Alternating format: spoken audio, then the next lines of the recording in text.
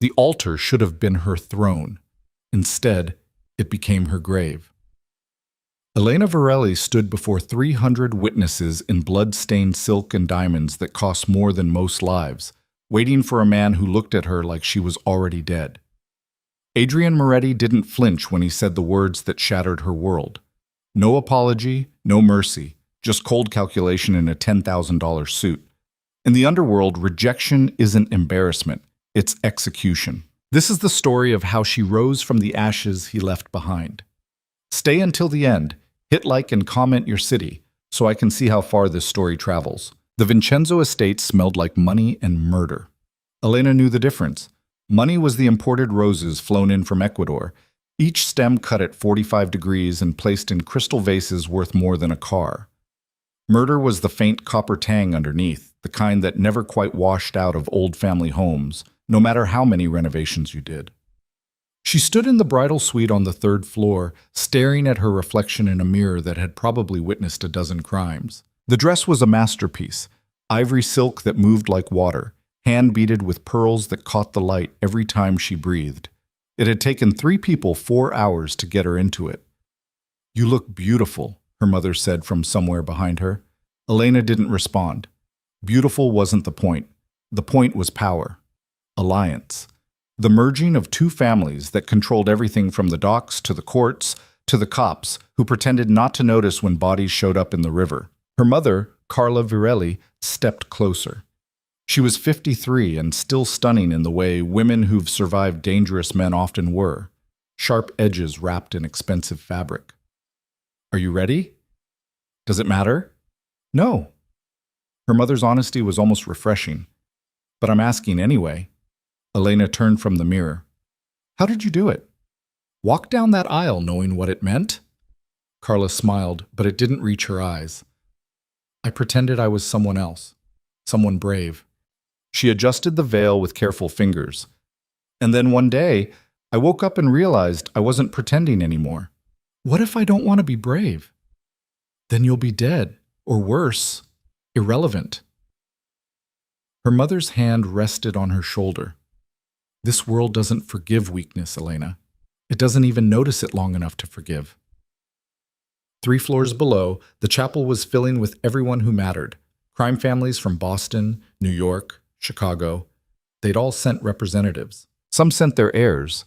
The Morettis controlled the East Coast port operations. The Virellis controlled the financial networks that made dirty money clean. Together, they'd be unstoppable. Apart, they'd tear each other to pieces within a year. That was what made this wedding so critical. Not love, not even respect, just pure survival calculus. Elena had met Adrian Moretti exactly 4 times before today. The first time, she was 19 and he was 26. Some charity gala her father had dragged her to. One of those events where criminals dressed up and pretended to care about orphans or cancer or whatever cause made them look human. Adrian had been across the room, talking to a senator who was definitely on someone's payroll. He'd looked at her once, just once, and she'd felt it like a brand.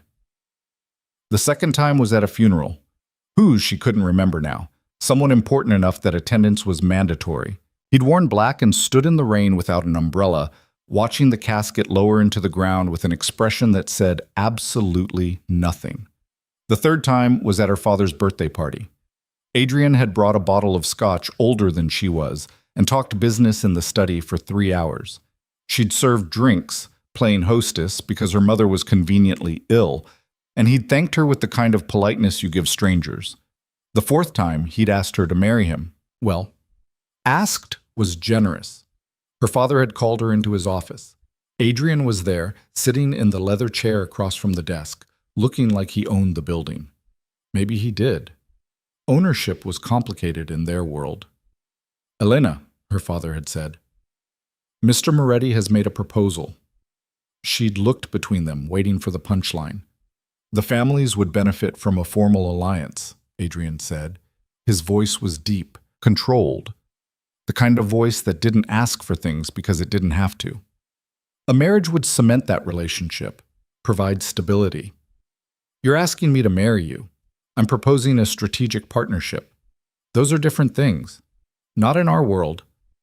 Her father had watched this exchange with the expression of a man who'd already made the decision and was just waiting for everyone else to catch up. "You'll have time to consider," he'd said, which was a lie. The answer was yes. It had always been yes.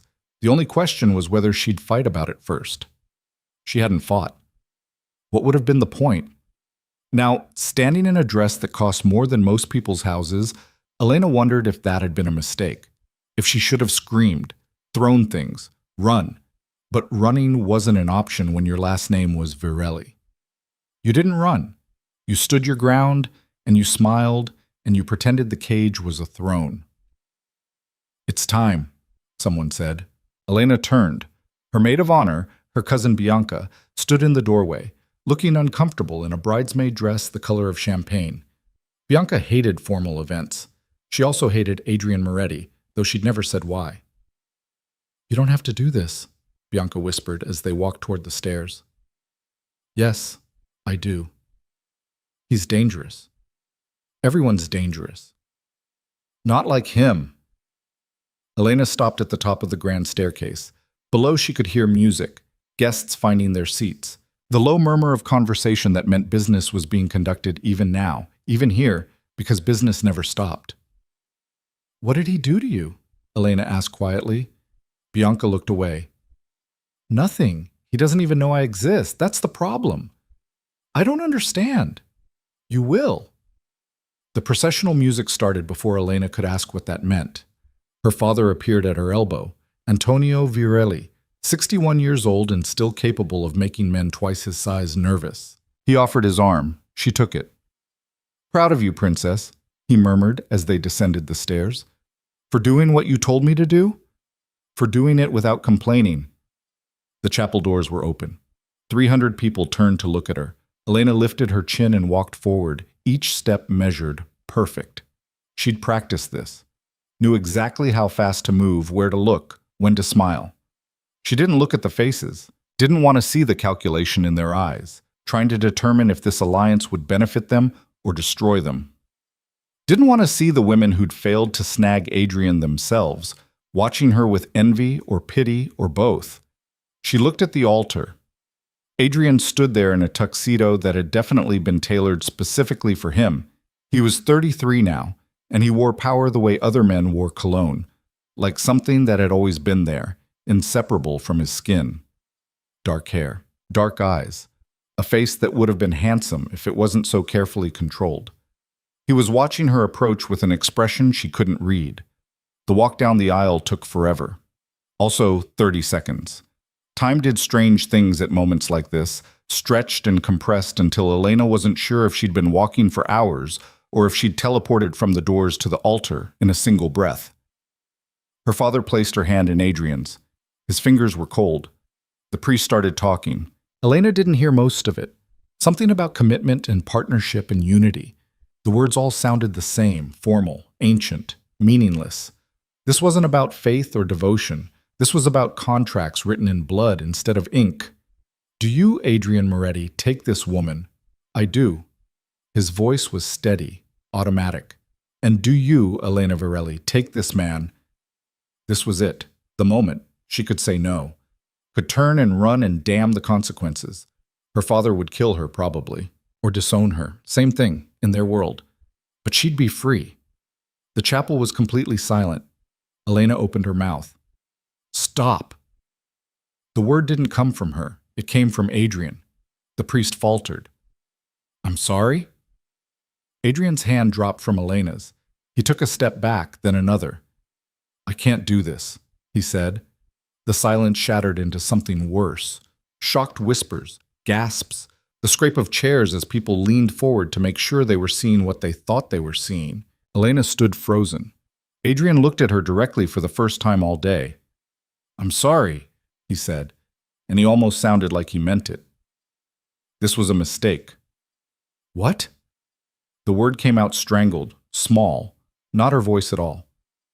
"This marriage, this alliance, all of it." He was already moving toward the side exit, his second in command, a man named Marcus, who looked like he'd swallowed glass, falling into step behind him. "It won't work. Adrian," her father's voice, sharp as a knife. Adrian didn't turn around. Send my apologies to your family. And hers. Then he was gone. Elena stood at the altar in her $10,000 dress, holding a bouquet of imported roses, watching the man she was supposed to marry walk away without a backward glance. 300 people watched her stand there. Nobody moved. Nobody spoke. The humiliation was so complete, so absolute, that for a moment Elena couldn't even feel it. She was numb, distant, like she was watching this happen to someone else. Then the whispers started. Did he just... Oh my God.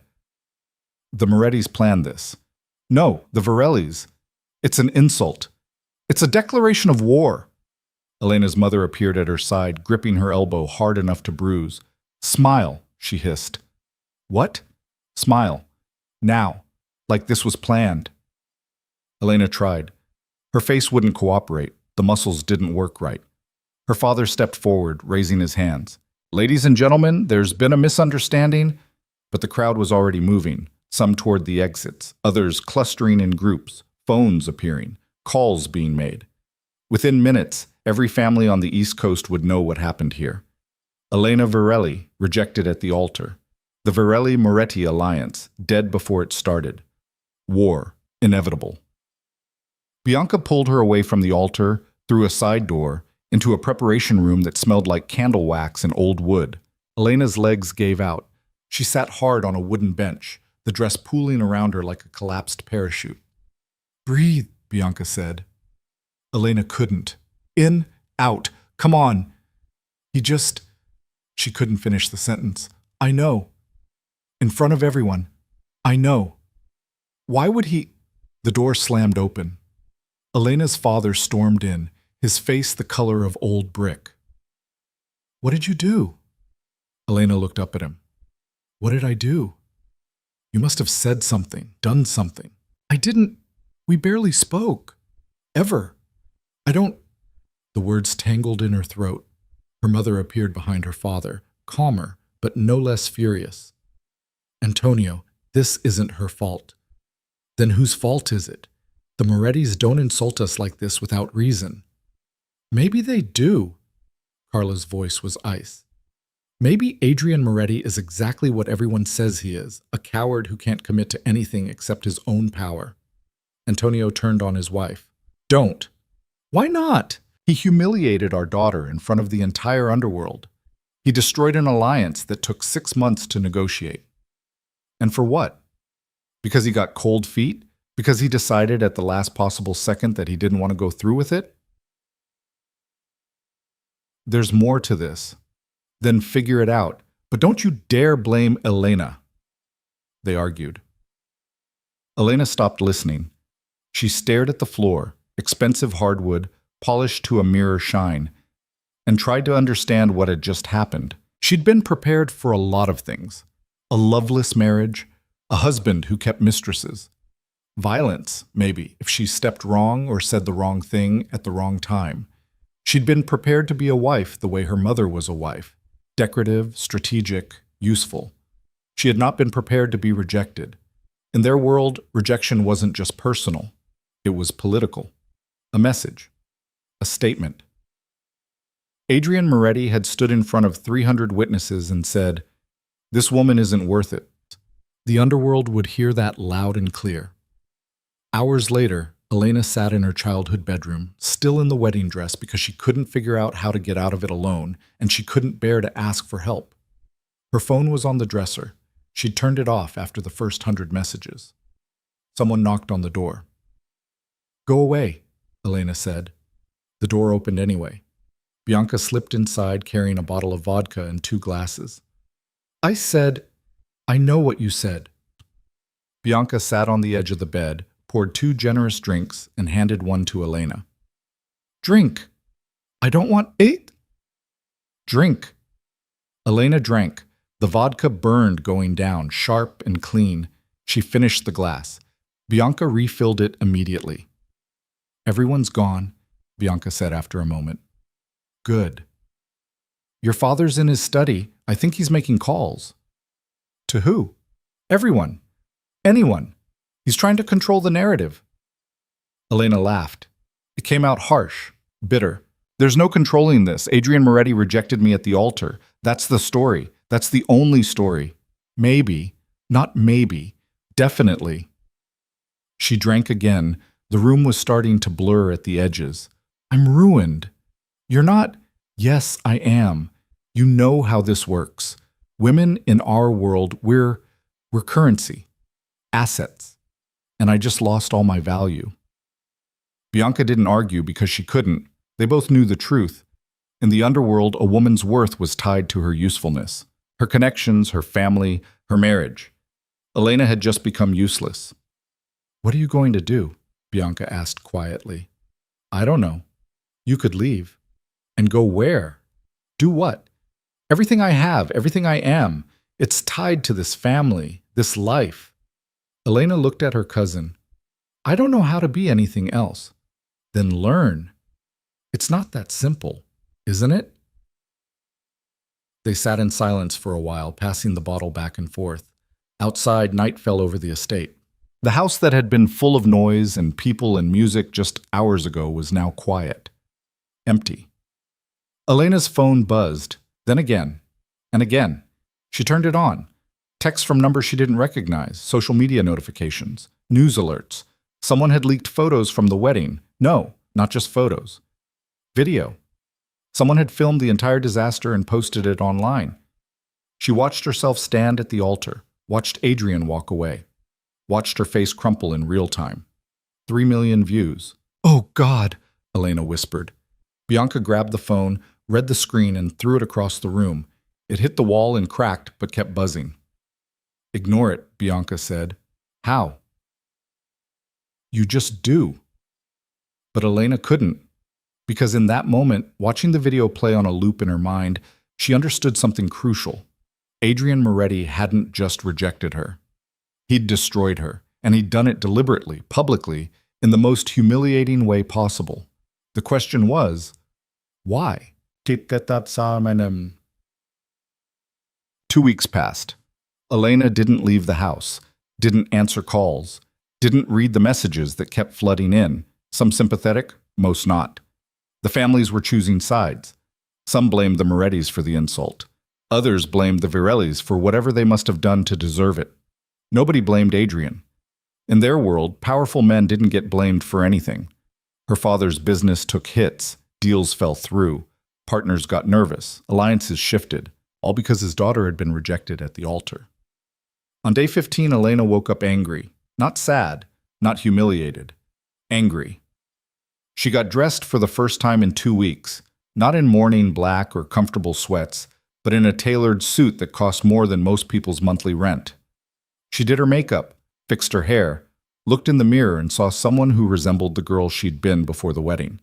Then she went downstairs and told her father she was going out. Where? Antonio looked up from his newspaper, surprised to see her functional. To get answers. Elena, I'm not asking permission. She left before he could argue.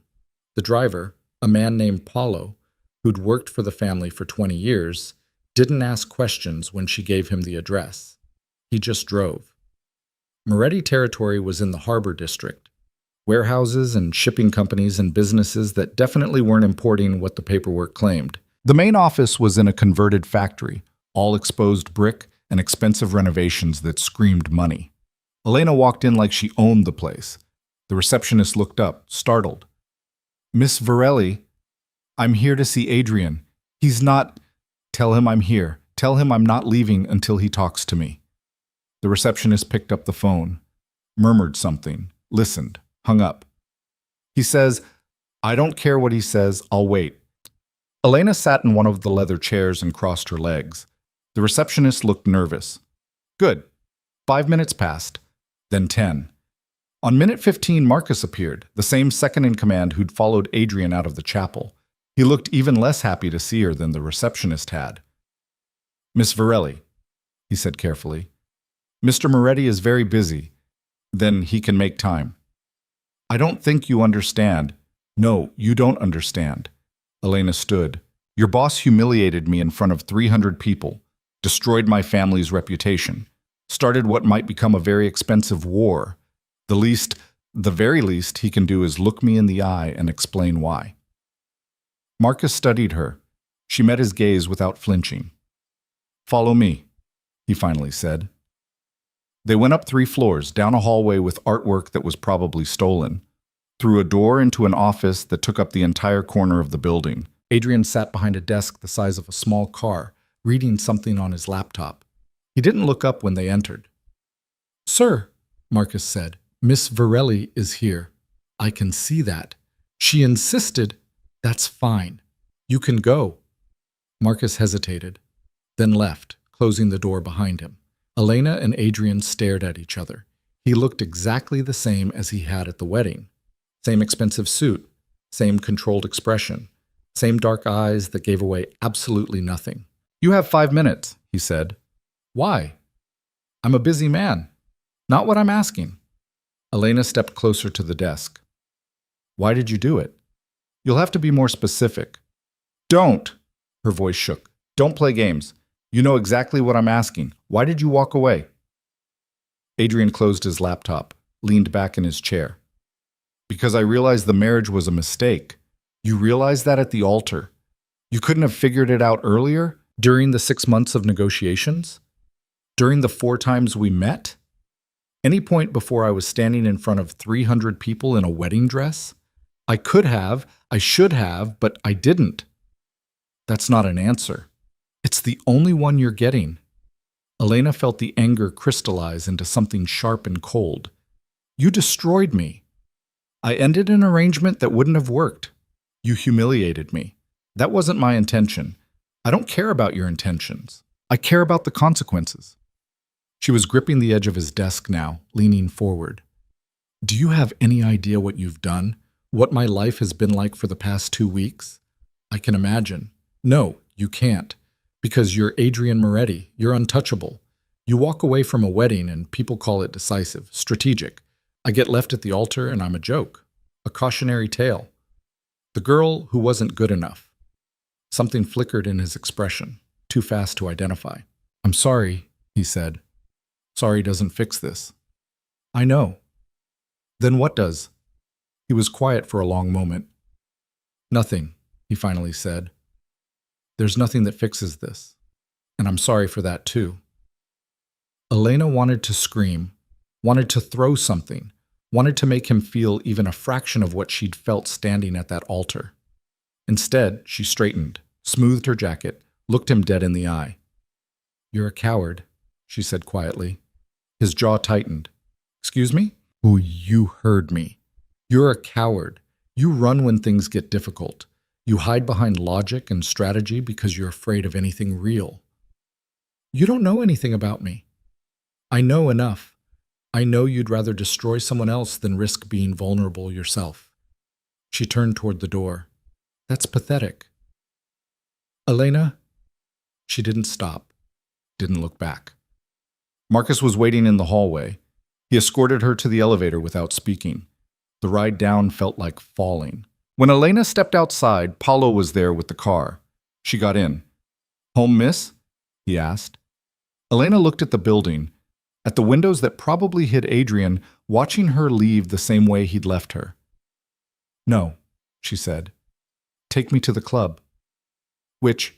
Any club. I don't care." She needed noise, people, something to drown out the sound of Adrian's voice saying, "I'm sorry," like it meant anything. The car pulled away from the curb. Elena didn't look back. The club was exactly what Elena needed. Loud enough that thinking was impossible, dark enough that nobody recognized her, crowded enough that she could disappear into the mass of bodies and forget she existed. She drank. Not elegantly. Not the way she'd been taught at Cotillion when she was 12, sipping champagne like it might bite back.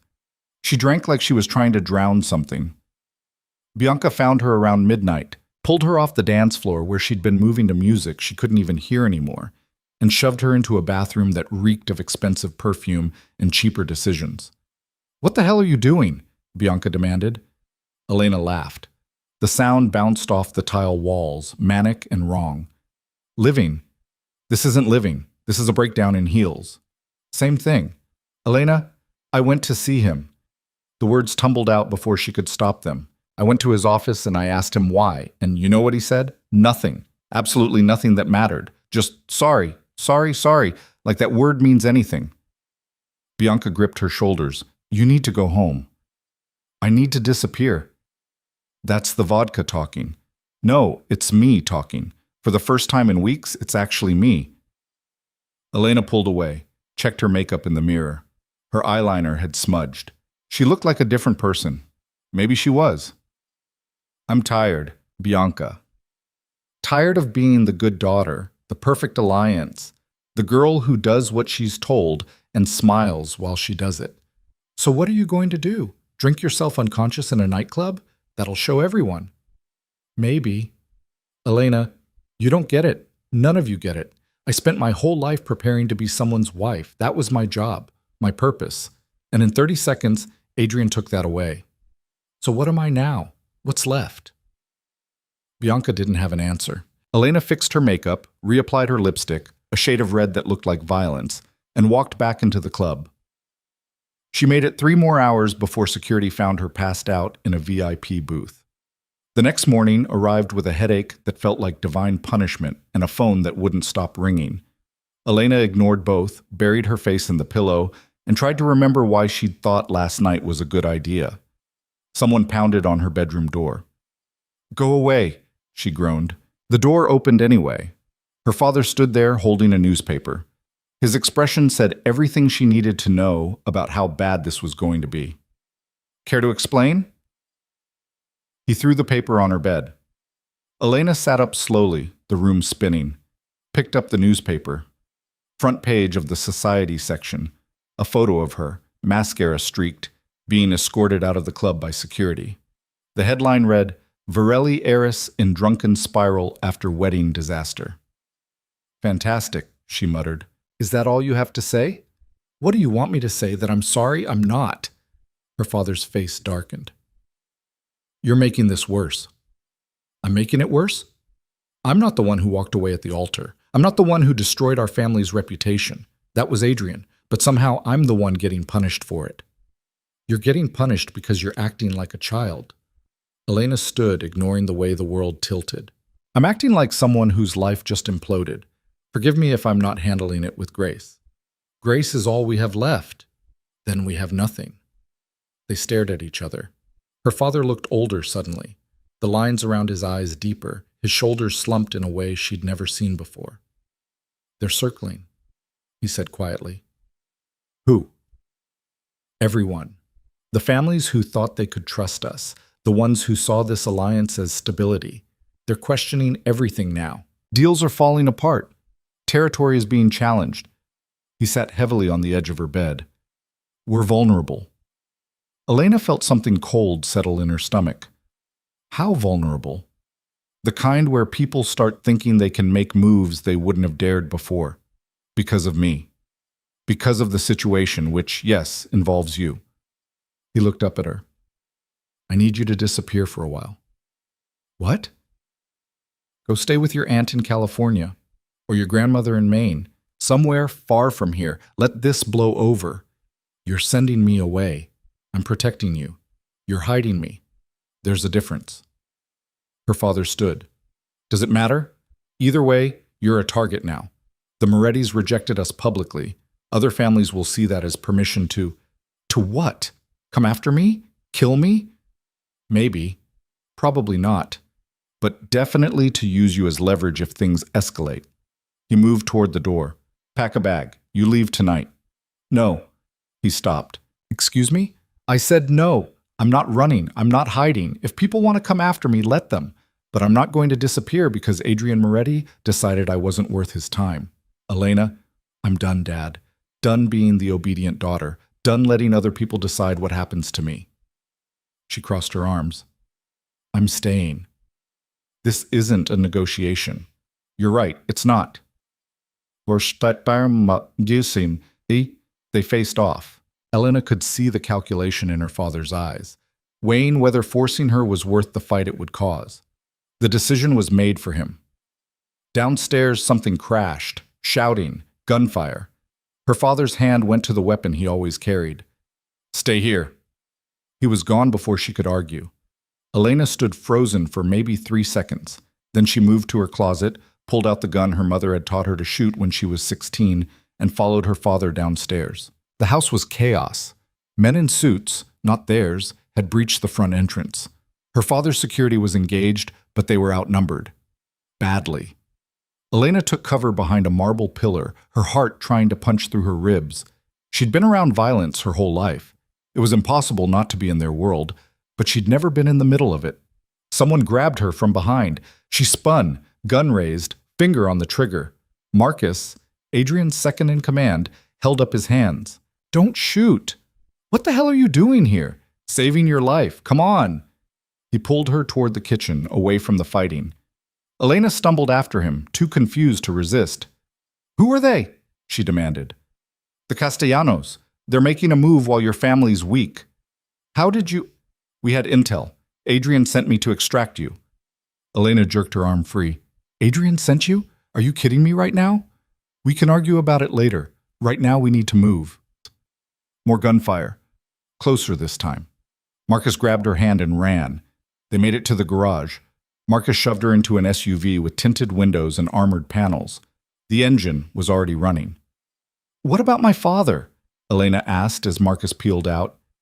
"He can handle himself. You're the target." "Why?" "Because you're leverage. The Castellanos take you. They can negotiate. Or worse." He took a corner too fast. Elena braced against the door. Adrian didn't want that to happen. "Since when does Adrian care what happens to me?" Marcus didn't answer. They drove in silence for 20 minutes, taking back roads Elena didn't recognize. Finally, Marcus pulled into an underground garage beneath a building Elena had never seen before. "Where are we?" "Safe house, come on." The apartment was on the top floor, expensive but anonymous. The kind of place you kept for emergencies or mistresses or both. Adrian was waiting inside. Elena stopped in the doorway. "You've got to be kidding me." "Close the door," Adrian said. He was standing by the window looking out at the city. Still in a suit, always in a suit. Marcus pushed past her, closed the door, and disappeared into another room. Elena and Adrian stared at each other. "Your father is fine," Adrian said after a moment. "The attack was contained. 3 casualties, none of them yours." "How generous of the Castellanos." "It wasn't generosity, it was a message." "What message?" "That your family is vulnerable, that alliances can shift, that what I did at the wedding has consequences." Elena laughed. It came out harsh. "Oh, now you care about consequences." "I always cared about consequences. That's why I ended it." "Ended what?" "We never started. We were an arrangement, a contract." She moved further into the apartment, needing distance from him. "But you couldn't even honor that. You had to humiliate me instead."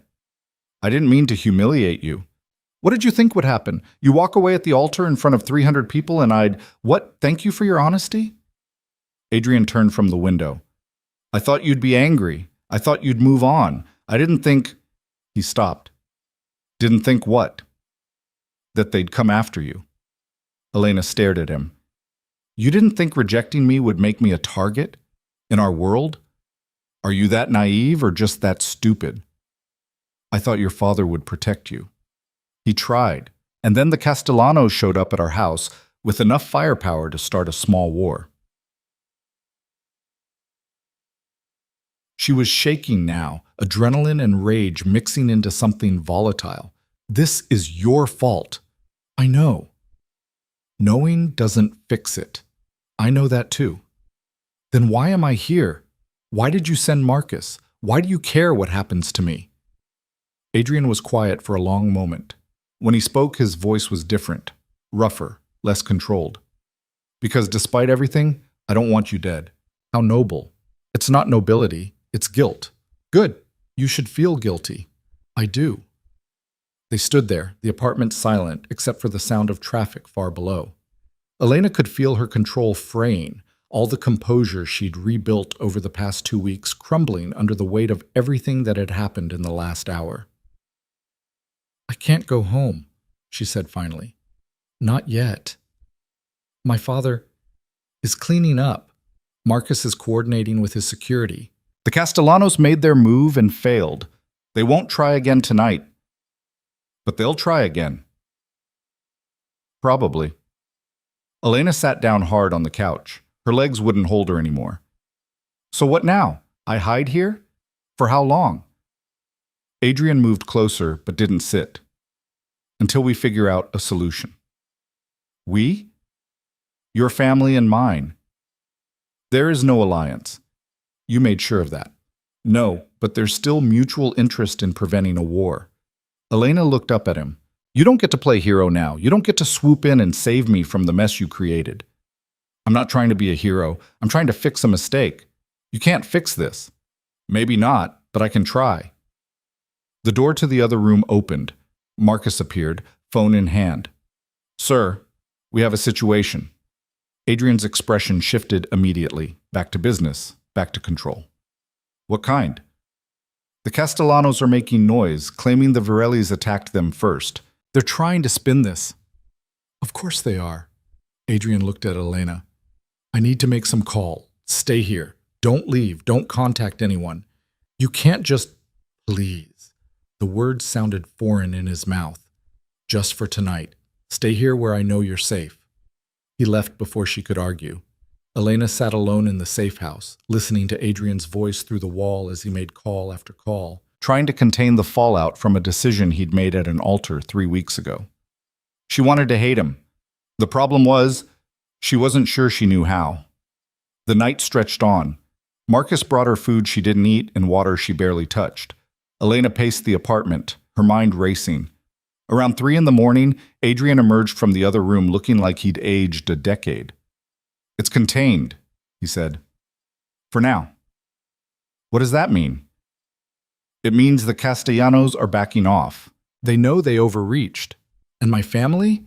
Your father is furious at them, at me, probably at you too, for leaving with Marcus. Elena laughed without humor. Great. Adrian sat down across from her. For the first time since she'd known him, he looked tired. Human. I need to tell you something, he said. I'm really not in the mood for more revelations. The reason I walked away. At the wedding. Elena went still. You said it was a mistake, but... It was, but not the way you think. He leaned forward, elbows on his knees. I didn't walk away because I didn't want to marry you. I walked away because I did. She stared at him. That makes no sense. I know, but it's true. He ran a hand through his hair, messing it up for the first time she'd ever seen. The 4th time we met. When I asked you, when I proposed the arrangement, you looked at me like I was insane. You were asking me to marry you like it was a business meeting, because that's what it was supposed to be. Strategic, simple, safe. He met her eyes. But somewhere between that conversation and the wedding, it stopped feeling strategic. It started feeling real, and that terrified me. Elena felt like the floor had dropped out from under her. You're saying you walked away because you caught feelings? Like we're in high school? I'm saying I walked away because in our world, caring about someone makes them a target, makes you vulnerable. And I'd spent my entire life building walls to prevent exactly that. His voice was rough. But then you were standing there at the altar in that dress, and I realized if we went through with it, I'd have to protect you, really protect you. Not just as a strategy, but because He stopped. Because you what?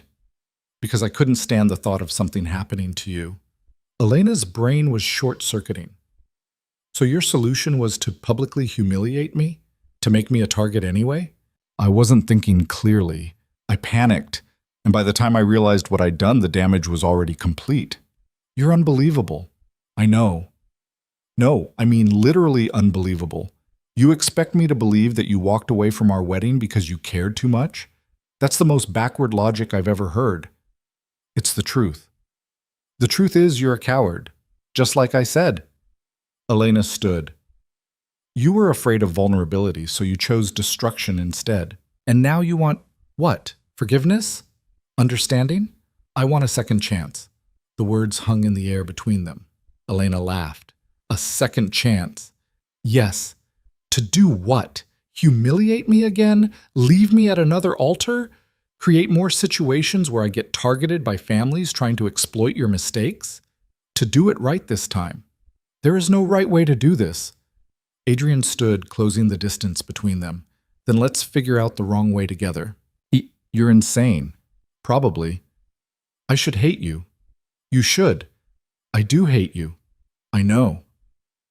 They were close enough now that Elena could see the flecks of gold in his dark eyes, could smell his cologne, something expensive and understated, could feel the heat coming off him.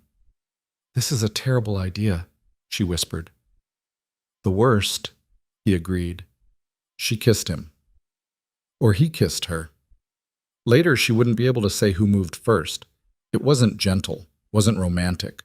It was anger and adrenaline and 3 weeks of rage finding an outlet. Adrian's hands were in her hair. Elena's fingers dug into his shoulders hard enough to bruise through the expensive fabric. When they broke apart, both breathing hard, Elena stepped back. That didn't mean anything, she said. Of course not. I still hate you. Understood. And I'm not giving you a second chance. I wouldn't expect you to. Good. She turned and walked into the bedroom, closing the door behind her. Locked it. Pressed her back against it and tried to remember how to breathe. On the other side, she heard Adrian move, heard him settle on the couch, heard the quiet sound of him making another phone call. Elena slid down to the floor and put her head in her hands. This was insane. All of it. She should demand to go home, should tell her father everything, should absolutely not be developing feelings for the man who'd destroyed her life, should not be wondering what would have happened if she hadn't walked away just now. Morning came too soon and too bright. Elena emerged from the bedroom to find Adrian on the phone again, looking crisp and controlled in a fresh suit. Like last night hadn't happened. Like she hadn't kissed him like the world was ending. Marcus was making coffee. Morning, he said, too cheerful for someone who'd orchestrated a rescue mission 12 hours ago. Morning, Elena muttered. Adrian ended his call. Your father wants to see you. When? Now. I'm taking you to him. You're taking me? We need to talk, all of us, about what happens next. Elena poured coffee, added sugar she didn't want just to have something to do with her hands. What is there to talk about? The Castellanos made their move. You helped stop it. We all go back to hating each other. Story over. It's not that simple. It never is with you. They drove to her father's estate in silence. Marcus drove. Elena sat in back with Adrian, careful not to let their legs touch in the confined space. The house looked like a crime scene, which technically it was. Broken glass, bullet holes, blood stains someone had tried and failed to completely clean. Her father was in his study, looking like he hadn't slept. Her mother stood behind him, one hand on his shoulder. They both looked up when Elena entered with Adrian. Explain, her father said. The Castellanos, Adrian started. Not you, Antonio's gaze fixed on his daughter. You. Why did you leave with his man? Because staying would have gotten me killed. You don't know that, don't I? There were 15 men with guns in our house, Dad. 15, and they were here for me. We could have protected you. You were already protecting everyone else. Silence. Her mother spoke. She's right, Antonio. Marcus got her out. That's what matters. What matters is why they came in the first place. Her father stood, moving around the desk. This attack happened because our alliance with the Morettis fell apart, because Adrian walked away and made us look weak. I know, Adrian said quietly. You know. And what do you plan to do about it? Rebuild the alliance. Elena's head snapped up. What? Adrian looked at her. I'm proposing we complete what we started. The marriage. The alliance. All of it. Absolutely not, Elena said immediately. It's the only way to restore stability. I don't care about stability. I care about not marrying someone who abandoned me at an altar. Which is why this time it'll be different. How? This time it won't be just an arrangement. It'll be a partnership, real, equal. Elena stared at him. You have lost your mind. Her father was watching this exchange with an expression she couldn't read. You're serious, he said to Adrian, completely. And you think Elena will agree to this? I think Elena deserves a choice this time, a real one. All eyes turned to her. Elena felt trapped, cornered, like the walls were closing in and there was no exit. "You want me to marry you?" she said slowly, "after everything that's happened, after the humiliation, the attacks, all of it." "Yes." "Why?" "Because it's the right move strategically. Because our families need this alliance. Because," he paused, "because I made a mistake and I want to fix it. By making me marry you anyway. By asking, not forcing. And if I say no, then you say no. I'll find another way to stabilize things. It'll be messier and take longer, but I'll figure it out." Elena looked at her parents. Her mother's expression was carefully neutral. Her father's was calculating. "What do you want me to say?" she asked them. Her mother spoke first. "What do you want to say?" "That this is insane. That marrying Adrian would be the worst decision I could possibly make." "Would it?" her father asked. "You're seriously asking me that?" "I'm asking if you can see past the anger to what this could mean. For you, for our family." "For our family, of course," Elena laughed bitterly. "It's always about the family, never about me.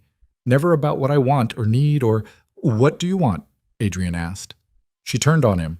"I want to not be leverage. I want to not be a pawn in your power games. I want to matter as more than just a strategy." "Then marry me, and I'll make sure you do." "That's not how this works." "Then how does it work?"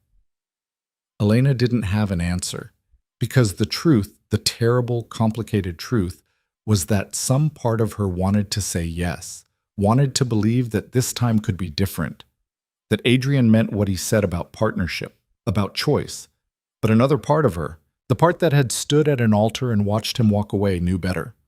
Trust, once broken, didn't just heal because someone said sorry.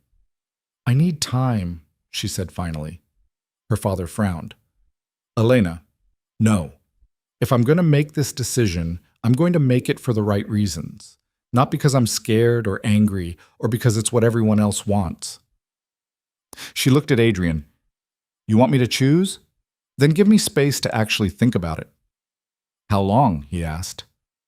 "I don't know. A week. Maybe more. The Castellanos won't wait. Then handle them without using me as bait." Her voice was steel. "You're so powerful, Adrian. So strategic. Figure it out." She left the study before anyone could stop her. Bianca found her an hour later, sitting in the garden where they used to play as kids. "So, Bianca said, sitting down next to her. "You're considering it. How did you— You didn't say no. That means you're considering it." Elena pulled her knees to her chest.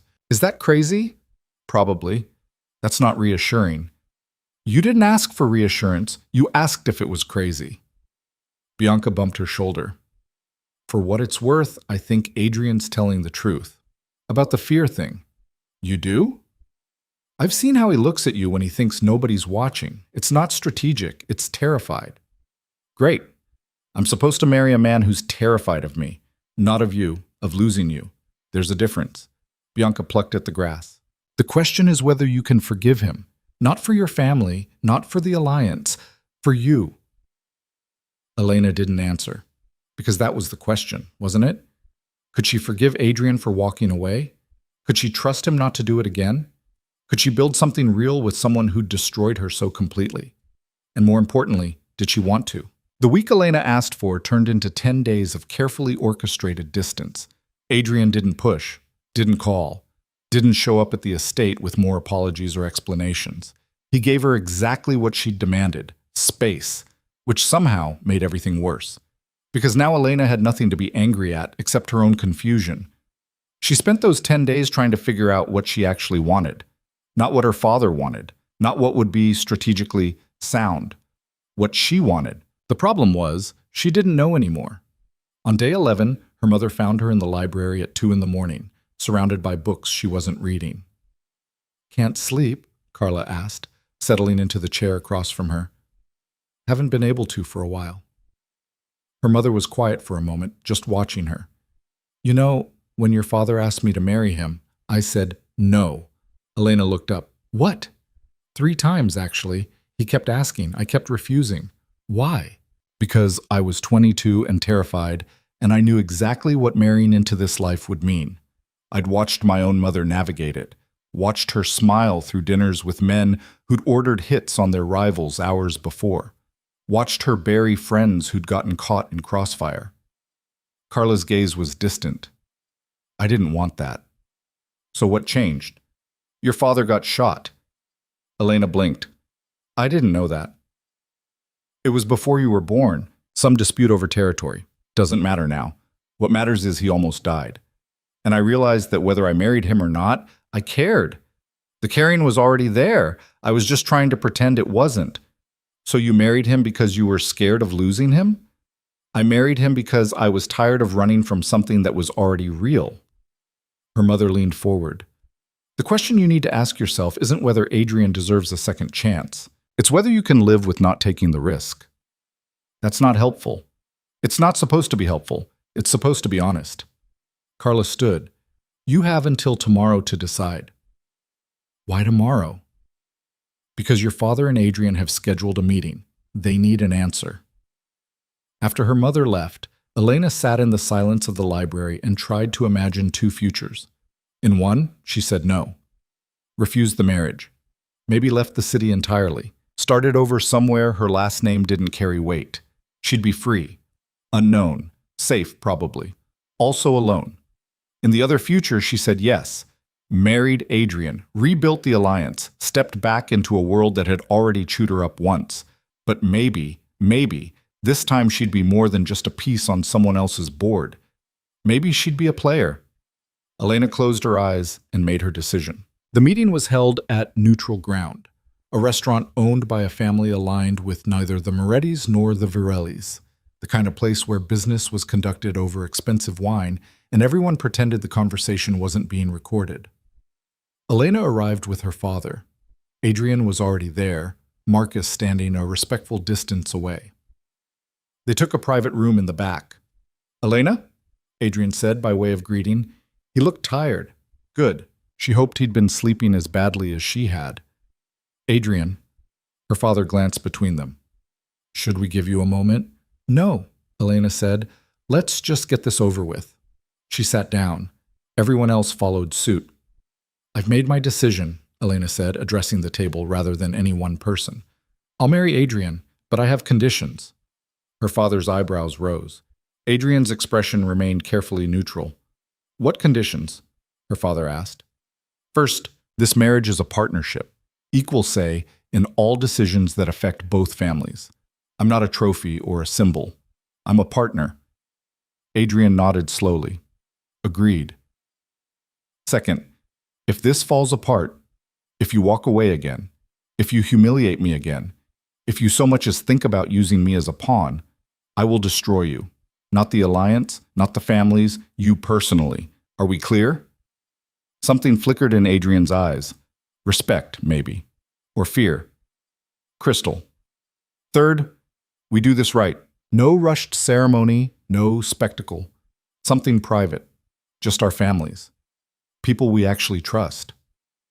That's reasonable, her father said. Elena turned to Adrian. And fourth, and this is non-negotiable, you tell me the truth about everything. Why you really walked away, what you're afraid of, all of it. Because I'm not building a marriage on lies and strategic omissions. Adrian was quiet for a long moment. Then he looked at her father. Can we have the room? Antonio hesitated. Elena nodded. It's fine. Her father and Marcus left. The door closed with a soft click. Elena and Adrian sat across from each other, the table between them feeling like a mile. You want the truth, Os, Adrian said finally. That's what I said. The truth is my father built an empire on fear. He taught me that caring about anything makes you weak, that the moment you show vulnerability, someone will use it against you. He wasn't looking at her now, staring instead at his hands folded on the table. He had a wife, my mother. He loved her, actually loved her, not just strategically. And when I was 12, someone used that love to get to him. Elena felt her stomach drop. What happened? They took her, held her for 3 days, sent my father pieces of her jewelry with notes about what would happen if he didn't comply with their demands. Adrian's voice was flat, emotionless. He complied, gave them everything they wanted, and they killed her anyway. Adrian, I watched him after that, watched him become someone else, someone who didn't feel anything because feeling meant losing. And I promised myself I'd never let that happen to me. I'd never care about someone enough to break if they were taken away. So when you asked me to marry you, it was supposed to be strategic, business, something I could walk away from if it stopped making sense. He finally met her eyes. But somewhere between the proposal and the wedding, I realized I couldn't. I'd started caring, and that terrified me more than any threat the Castellanos or anyone else could make. So you ran. So I ran, like a coward, exactly like you said. He leaned forward. And in running, I created exactly the situation I was trying to avoid. I made you a target, put you in danger, hurt you. Yes, you did. I can't promise I won't make mistakes. I can't promise this will be easy or simple or anything close to normal. His hand moved across the table, stopping just short of touching hers. But I can promise I won't run again. Whatever happens, whatever I feel, I'll stay. Elena looked at his hand, at the space between them. What do you feel? She asked quietly. Right now? Right now. Terrified that you'll say yes and I'll mess it up, that you'll say no and I'll deserve it, that I've already broken something that can't be fixed. And if I say yes anyway, then I'll spend the rest of my life proving I meant what I said, about partnership, about staying. Elena took a breath, let it out slowly. Then she reached across the table and closed the distance between their hands. Okay, she said. Okay? Okay. Adrian's fingers curled around hers. His hands were warm this time, not cold like they'd been at the altar. The wedding happened 3 weeks later, not at the Vincenzo estate with hundreds of witnesses and photographers and families jockeying for position. Instead, they used a small chapel on the outskirts of the city, the kind of place that had seen 100 weddings and didn't care about the names involved. Elena wore a different dress, simpler. Ivory again, because she'd actually liked the first one before it became associated with disaster. But this one didn't require 3 people to get into. This one she could breathe in. Bianca was her only bridesmaid. Marcus stood up for Adrian. Their parents sat in the front row. A handful of trusted allies filled the other seats, maybe 40 people total. The priest was the same one from the first ceremony, which Elena found darkly funny. He kept glancing at Adrian like he expected another interruption. It didn't come. This time, when the priest asked if Adrian took Elena to be his wife, Adrian said, "I do," without hesitation. When it was Elena's turn, she looked at the man she was about to marry, really looked at him, and saw fear and hope and determination all tangled together. "I do," she said. They kissed. It was brief, almost chaste. Nothing like the kiss in the safe house, but it felt like a promise. The reception was held at the same restaurant where Elena had laid out her conditions. Small, intimate, the kind of event where you could actually have conversations instead of performing for an audience.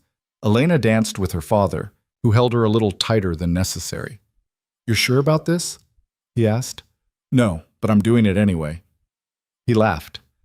"That's my girl." She danced with Adrian next. He was stiff at first, uncomfortable with the public display, even in this small gathering. "Relax," Elena murmured. "They're not going to shoot you for having bad rhythm." "I don't have bad rhythm." "You're holding me like I'm a business associate." He adjusted his grip, pulling her closer. "Better?" "Better." They swayed to music Elena couldn't even name, surrounded by people who were probably already calculating how this marriage would affect their own interests. "Thank you," Adrian said quietly. "For what?"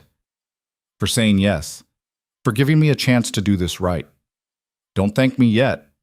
We haven't made it through the hard part." "What's the hard part?" "Actually being married." He smiled. It was small, barely there, but genuine. "Fair point." The hard part started immediately. Because agreeing to be partners was one thing. Actually functioning as partners when you barely knew each other was something else entirely. The first fight happened on day 3. Elena had assumed she'd stay at her family's estate until they figured out living arrangements.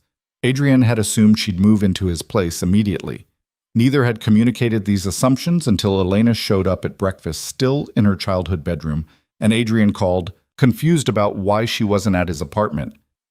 "You can't just assume I'm going to abandon my entire life," Elena said, phone pressed to her ear while Bianca listened from the doorway, clearly entertained. "I'm not asking you to abandon anything. I'm asking you to live with your husband. Your apartment is in Moretti territory. Everything I know is here. Then we'll get a new place. Neutral ground. That's not the point. Then what is the point? The point is you made a decision without me. Again."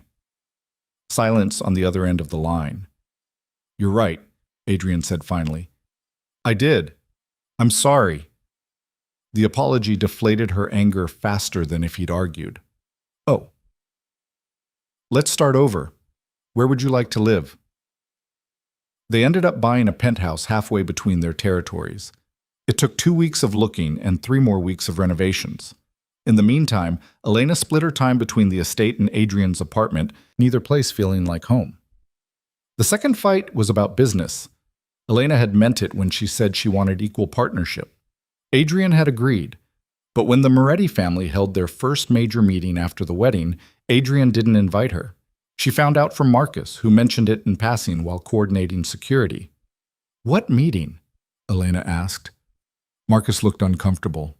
"The one tomorrow, about the port operations." "I wasn't told about a meeting. I'm sure it was just an oversight." It wasn't an oversight. When Adrian came home that night, Elena was waiting. "Were you going to mention the meeting?" she asked. He froze in the doorway. "How did you—" "Doesn't matter how I found out. What matters is you didn't tell me." "It's a Moretti family meeting, internal business. I'm your wife. That makes their business my business." "Elena, no. You don't get to shut me out. We agreed. Partnership, equal say. And things that affect both families, yes. This is specifically about Moretti operations. Operations that are now connected to Virelli interests through our marriage. You think my father won't want to know what's discussed? You think the other families won't assume I'm being briefed?" She crossed her arms. "You're making me look weak. Again." Adrian ran a hand through his hair. "That wasn't my intention. Your intentions don't matter. Results matter. And the result is I'm being excluded from decisions that affect me." "You're right." What? "You're right. I wasn't thinking about optics. Wasn't thinking about how excluding you would look." He set his briefcase down. "The meeting is at 10 tomorrow. I'll send you the agenda." "Just like that?" "Just like that." Elena didn't know what to do with an Adrian who admitted he was wrong, who didn't fight her on every point, who actually listened. It was unsettling. The meeting the next day was exactly as tedious as Elena expected. Hours of talk about shipping schedules and port fees and territories she didn't fully understand yet. But she sat through it, asked questions, took notes, and slowly, the men around the table stopped looking at her like she was decoration and started actually addressing her when they spoke. It was a small victory, but it felt enormous. That night, Adrian found her in the study of their new penthouse, surrounded by papers. "You're still working?" he asked, trying to understand the port operations. "The more I know, the more useful I can be." He sat down across from her. "You don't have to prove anything." "Yes, I do. To them. To myself." She looked up. "Maybe to you." "You don't have to prove anything to me." "Don't I? You married me for strategy, to fix the alliance. I need to show I'm worth the trouble." Adrian leaned forward. "Elena, you're not trouble. And this marriage isn't just strategy anymore. Not for me." "What is it then?" He hesitated, then said, "I don't know yet, but I want to find out." Something shifted between them. Something that had been building since the safe house, since the second wedding, since the first time she'd actually believed he might mean what he said. "I want to find out too," Elena admitted. They sat in the study until late, talking about nothing important. port schedules and which furniture still needed to be delivered, and whether the building's security was sufficient. Normal things. Married things. It felt strange, but not bad. 2 months into the marriage, Elena started attending all the family meetings. Not just Moretti meetings, but Virelli ones too. She became the bridge between the families, translating concerns, mediating disputes, finding compromises. She was good at it, better than she'd expected. "You should have been doing this all along," her mother said one afternoon over lunch. "You're a natural." "At what? Playing mediator?" "At leading. You see angles other people miss. You're patient when you need to be and ruthless when that's required." Carla smiled. "Your father is impressed. He won't say it, but he is. And Adrian? What about him? Does he see it? That I'm good at this?" Her mother's expression softened. "Why don't you ask him?" Because asking felt vulnerable. Felt like admitting she cared what he thought, which she did. Increasingly. That was its own problem. She'd married Adrian expecting to build something professional, strategic, a partnership in the business sense. But somewhere along the way, between the late-night conversations and the way he'd started asking her opinion on things that mattered and the small touches that happened without thinking, it had become something else, something that felt dangerously close to real. Elena didn't know when it had happened. Maybe when Adrian defended her ideas in a meeting with the Moretti captains, even though it meant contradicting his own second-in-command. Maybe when he'd noticed she wasn't sleeping well and bought blackout curtains for their bedroom without being asked. Maybe when she'd found him reading a book on her nightstand just so they could talk about it. Small things, stupid things, things that added up to something terrifying. She was falling for her husband, which was probably how this was supposed to work. Except nothing about their relationship had ever worked the way it was supposed to. "You're thinking too loud," Bianca said. They were having coffee in the penthouse. Bianca had become a regular visitor, citing the superior espresso machine as her excuse. "I'm not thinking anything," Elena lied. "You're thinking about Adrian. How do you get this look? Like you're trying to solve a puzzle, but the pieces don't fit." Elena sighed. "We're actually getting along. It's weird. Most people would consider that a good thing. Most people didn't marry someone who left them at an altar. True, but most people also don't get second chances. You did. Maybe it's okay to actually take it. What if I take it and he runs again? What if you don't take it and spend the rest of your life wondering what could have been?" Elena hated that Bianca was making sense. That night, Adrian came home late. Some meeting that had run long. Elena was already in bed, reading. He stopped in the doorway of the bedroom. "You're still up. Couldn't sleep. Want company?" She set the book aside. "Sure." He changed out of his suit into sleep pants and a t-shirt, slid into bed next to her. They lay there in the dark, not touching, but aware of each other. "Can I ask you something?" Elena said. "Always. Do you think this is working? The marriage, the partnership, all of it?" Adrian was quiet for a moment. "Honestly? Honestly. I think it's working better than I expected, better than I deserve." "That's not an answer. It's the best answer I have." He turned to face her. "What about you? Do you think it's working?" "I think I'm scared." "Of what?"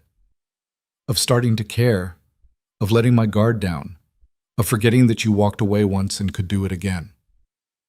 "I won't." "You can't know that." "Yes, I can, because walking away the first time almost destroyed me. I'm not making that mistake twice." Elena wanted to believe him, wanted to trust that this time was different, but trust was fragile, and hers had already been shattered once. "I need time," she said. "To what?" "To figure out if I can actually let myself care about you, without armor, without expecting the worst."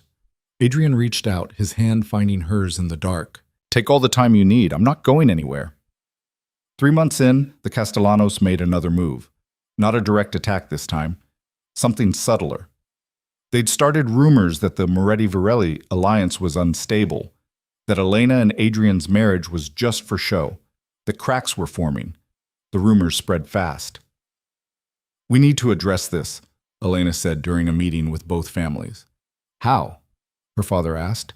We can't exactly disprove gossip. No, but we can control the narrative. She looked around the table. We throw an event, something big, public. Show everyone that we're not just stable, we're stronger than before. What kind of event? Adrian asked. A gala? Charity, maybe? Something that forces the other families to attend, where they can see us together, see that we're united. Marcus frowned. That puts you both in one location. Makes you targets. We're already targets, Elena countered. At least this way, we're targets on our terms. The gala was planned for 6 weeks out. Elena threw herself into the preparations, coordinating with event planners and caterers and security teams. Adrian watched her work with something that looked like admiration. You're enjoying this, he observed one night as she reviewed seating charts. I'm good at this. There's a difference. You can be both. She looked up at him. Can I ask you something? You keep looking at me like… She stopped. Like what? Like you're surprised. By me. Adrian sat down next to her. I am surprised. Constantly. You're brilliant and ruthless and somehow kind at the same time. You see solutions I'd never consider. You turn potential disasters into opportunities. He paused. I knew you were smart. I didn't know you were this smart. Elena felt heat rise in her cheeks. Oh. I don't know what to say to that. You don't have to say anything. But she wanted to. Wanted to tell him that she'd been watching him too, noticing the way he'd started asking her opinion before making decisions, the way he defended her to his captains, the way he'd learned how she took her coffee and had it ready in the morning, wanted to tell him she was scared of how much those small things meant. Instead, she said, help me with the seating chart. The Morellis hate the Russos, and I can't figure out how to keep them separated without insulting anyone. They worked together until late, solving problems that didn't matter to anyone but them. And Elena realized this was it. This was what partnership actually looked like. Not grand gestures or dramatic declarations, just two people figuring out how to navigate a complicated world together.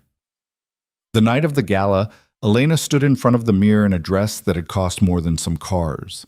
Deep emerald green, elegant, powerful. She looked like someone who belonged in this world, maybe because she finally did. Adrian appeared behind her, adjusting his cufflinks. He met her eyes in the mirror. Ready? He asked. No, but let's do it anyway. The gala was held at a hotel that had hosted a dozen similar events. Hundreds of people attended, crime families from across the country, their allies, their enemies, all pretending to be civilized for one night. Elena and Adrian arrived together, walked in together, stood together as they greeted guests. The message was clear. United front. Halfway through the evening, Elena found herself alone for a moment while Adrian dealt with some business. That's when she saw him. A man she didn't recognize, watching her from across the room. Something about the way he looked at her made her skin crawl. She caught Marcus's eye, gestured slightly. He was at her side in seconds. Problem? Who is that? She indicated the man with a subtle nod. Marcus's expression darkened. I don't know. He's not on the guest list. Find out. Marcus moved toward the man who melted into the crowd before he could be reached. Adrian reappeared. What's wrong? Maybe nothing. There was a man. She scanned the room. He's gone now. Describe him. She did. Adrian's jaw tightened. Marcus, he called. They huddled together, keeping their voices low while maintaining appearances. Increase security on Elena, Adrian ordered. I want someone with her at all times. I don't need a babysitter, Elena protested. You need to stay alive. That man, I think I know who he works for. Who? Someone who wants both our families destroyed. Before Elena could ask more, the lights went out. Screaming, gunfire, chaos. Adrian's hand found hers in the dark. Stay close. Marcus was shouting orders. Security was moving. Guests were panicking. Then the lights came back on. And Elena saw why everyone was screaming. 3 bodies on the floor, all from neutral families, shot execution style. And on the wall behind them, written in something that looked disturbingly like blood, This is just the beginning. The hotel ballroom had transformed from elegant gala to crime scene in seconds. People were scrambling for exits. Security was trying to establish perimeter, and Elena stood frozen, staring at the message dripping down the wall. Adrian's grip on her hand tightened. We need to move. Now. Those people are dead. We won't be if we leave. He was already pulling her toward the side exit, Marcus clearing a path ahead of them. Elena's brain caught up with her body. She ran. They made it to the parking garage before the first wave of panic fully hit her. Her hands were shaking. Her breath came in short gasps that had nothing to do with running in heels. Get her in the car, Adrian told Marcus. I'm fine, Elena managed. You're in shock. I said I'm fine.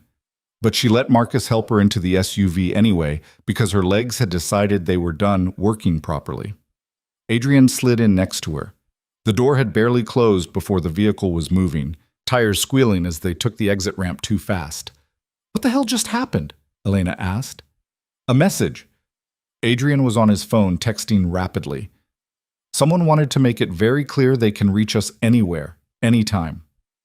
The 3 people who died weren't random. I recognized 2 of them. They were mediators, people who helped negotiate peace between families. The implications hit Elena like cold water. Someone's trying to start a war. Not trying, succeeding. He finished his text, looked at her.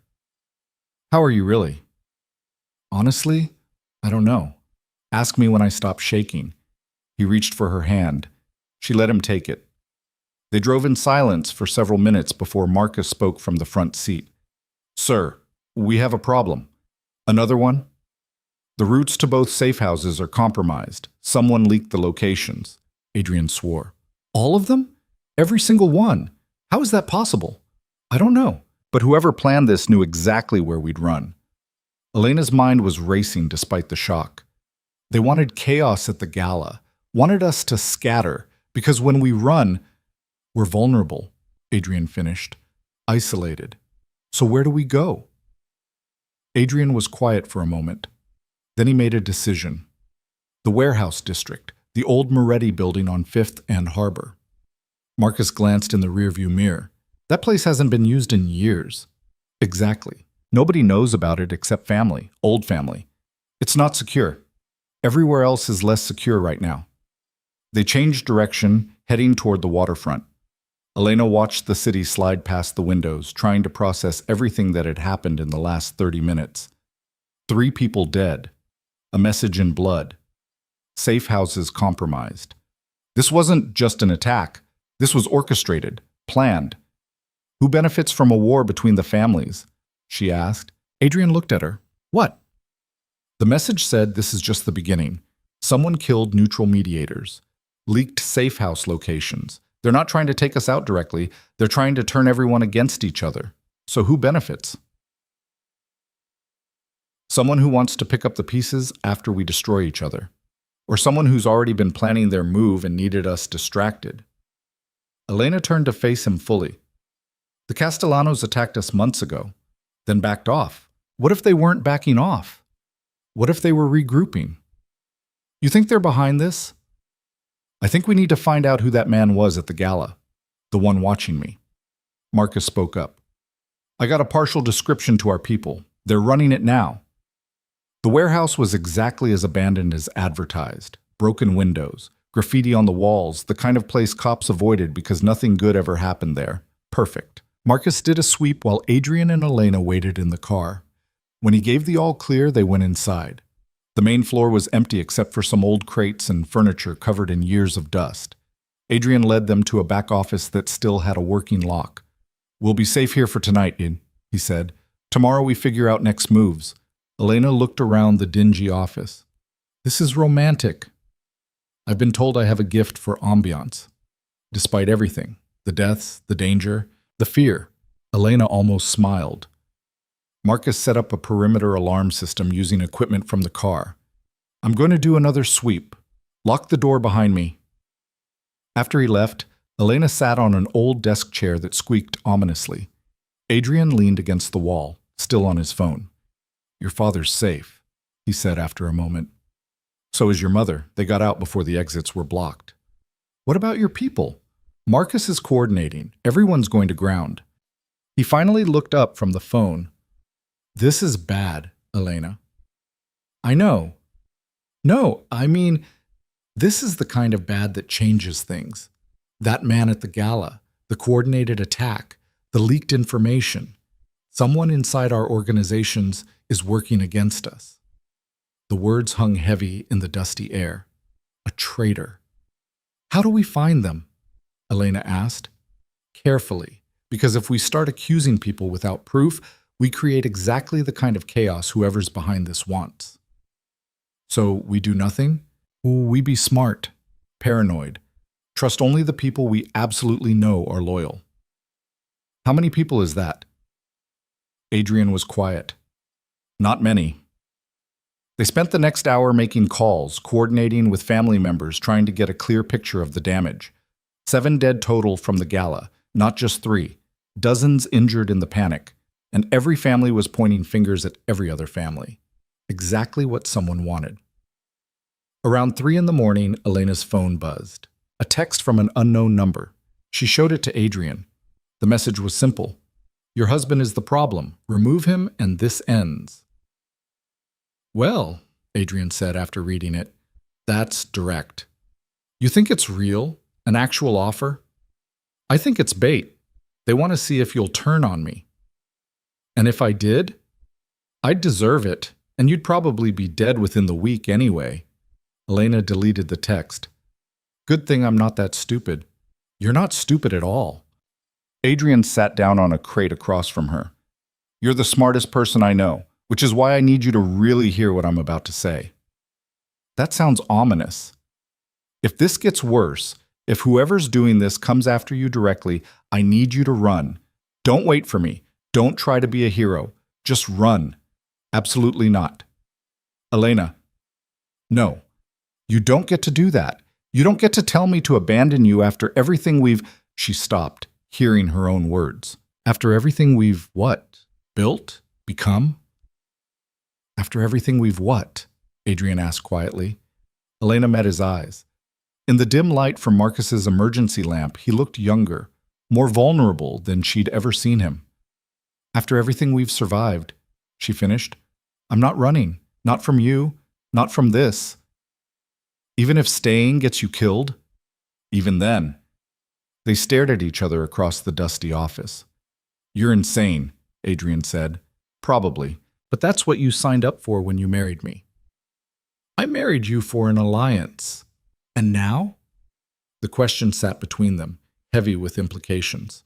Adrian stood, crossed the small space to where she sat.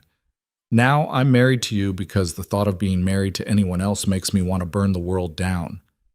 That's the most romantic thing anyone's ever said to me. That's depressing. We're in an abandoned warehouse hiding from assassins. Romance isn't really the priority. Isn't it? His hand came up to her face, fingers gentle against her cheek. Because I'm pretty sure keeping you alive is the only priority I have right now. Elena's breath caught. Adrian, he kissed her. Not like in the safe house, angry and desperate. This was different, slower, like he was trying to memorize the moment. When they broke apart, Elena's hands were fisted in his shirt. We should probably talk about this, she said. About what? About the fact that I think I'm falling in love with my husband, and that terrifies me almost as much as the people trying to kill us. Adrian went very still. Say that again. Which part? The falling in love part. I think I'm falling in love with you. I don't know when it happened. Maybe during one of the arguments. Maybe when you actually listened when I said I wanted partnership. Maybe when you bought those blackout curtains. She was rambling now, couldn't stop. And I know this is terrible timing and we're literally running for our lives and there's a traitor somewhere in our organizations, but He kissed her again, harder this time. I'm not good at this, he said when they separated, at feelings, at being vulnerable, at any of it. I noticed, but I need you to know, walking away from you at that altar was the biggest mistake of my life. And every day since you said yes to marrying me anyway, I've been terrified I'd mess it up again. Have you? I don't know, have I? Elena thought about it, about the fights and the compromises and the late nights working together, about learning to trust someone who'd broken that trust spectacularly, about choosing every day to stay. No, she said finally, you haven't. Good. Because I love you. I think I have for a while. I just didn't know how to say it. You're saying it now, I'm saying it now. They kissed again, and this time neither of them pulled away until Marcus knocked on the door, announcing he'd completed the sweep. The moment broke. Reality crashed back. But something had shifted between them, something that made the fear a little more bearable. Morning came gray and cold. Elena woke up on the office floor, using Adrian's jacket as a pillow. He was already awake, talking quietly with Marcus by the window. What's the situation? She asked, sitting up. Mixed, Marcus said. We've identified this man from the gala. His name is Victor Petrov. He's a fixer, works for the highest bidder. So he's not aligned with any one family? Not permanently, but someone paid him very well to be at that gala. Adrian handed her a bottle of water. The question is who? Victor's not talking. He disappeared right after the attack. Can we find him? We're trying, but he's good at what he does. Elena's phone buzzed. Her father. Are you safe? Antonio demanded the second she answered. For now. You? Fine. Angry. Your mother wants to leave the city entirely. That's probably smart. Running isn't smart. Fighting back is smart. Elena could picture him, pacing his study, furious at being put on the defensive. Dad, we don't even know who we're fighting. Then we find out. Fast. Before they make another move. We're working on it. Work faster. The Russos are already talking about breaking the alliance. The Morellis think we planned this to eliminate competition. Everything we've built is falling apart. After she hung up, Elena relayed the conversation to Adrian. He's right, Adrian said. We're running out of time. The families are scared. Scared people make stupid decisions. So what do we do? We force Victor to talk. How? We don't even know where he is. Marcus cleared his throat. Actually, we might. I have a contact who tracks movement in and out of the city. Victor used a credit card this morning. Gas station on Route 9. He used a credit card? Elena frowned. That's sloppy for someone so careful. Unless he wanted to be found, Adrian said slowly. They looked at each other. It's a trap, Elena said. Definitely a trap. So what? We spring it anyway? You have a better idea? She didn't. 2 hours later, they were parked a block from the gas station Victor had used. The place was run down, barely functional, perfect for an ambush. I don't like this, Marcus said for the third time. Noted, Adrian replied. If we go in there, we get answers. Or we get dead. Either way, we're not sitting around waiting for the next attack. Elena checked her weapon. She'd gotten better with it over the past months. Adrian had insisted on training, and for once she'd been glad he had. I'm coming with you, she said. Absolutely not. Yes, because if this is a trap, you'll need backup. And Marcus can't cover both of us and watch the exits. She's right, Marcus admitted reluctantly. Adrian looked like he wanted to argue, then he just nodded. Stay behind me. If shooting starts, you run. Understood? Understood. They approached the gas station from different angles. Marcus went around back. Adrian and Elena took the front. The place appeared empty. No customers. No attendant visible. Too quiet. They entered slowly, weapons drawn. The interior was dimly lit, shelves barely stocked. A radio played static-filled music from somewhere. Victor, Adrian called out. We know you're here. Silence. Then, from the back room, took you long enough. Victor emerged with his hands raised, mid-40s, unremarkable features, the kind of person who could disappear in a crowd. I'm unarmed, he said. I doubt that, Elena replied. Victor smiled. Smart girl, but I'm not here to fight. I'm here to deal. We don't deal with people who murder innocents, Adrian said. Those people at the gala weren't innocent. They were obstacles, and they weren't my targets anyway. Then who was? You were. Both of you. I was supposed to kill you during the chaos, make it look like crossfire. Elena's grip tightened on her weapon. So why didn't you? Because the person who hired me made a mistake. They showed their hand too early, and I don't like being played any more than you do. Who hired you? Adrian demanded. That's the deal. I tell you who's behind this. You let me walk away. Clean. No retaliation. Give us one reason we shouldn't just shoot you and take our chances. Victor's smile widened. Because the person who hired me, they're standing right behind you. Elena spun. Marcus stood in the doorway, gun pointed directly at them. I'm sorry, he said. And he actually looked it. But it's nothing personal. The betrayal hit Elena like a physical blow. Marcus, Adrian's second in command, the man who'd saved her from the Castellanos, who'd been with them through everything. Why? Adrian's voice was barely controlled. Because the old ways are dying. Because families like yours cling to tradition while the world changes. Because someone offered me a chance to be part of something bigger. Marcus kept the gun steady. The Castellanos, the Russos, the Morellis, you're all the same, fighting over scraps while real power players laugh at you. Who? Elena asked. Who's the real power player?